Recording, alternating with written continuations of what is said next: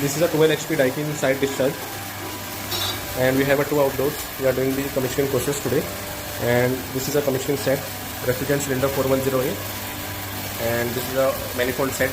This is a vacuum pump we have connected, and this vacuum pump is connected to the micron gauge.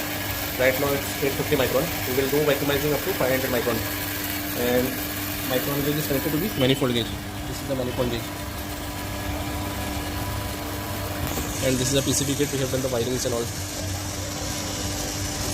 We have left the space 1 feet to access the PCB board, and from behind also we have kept the 6-inch, 7-inch space so that we can do the servicing of wet service.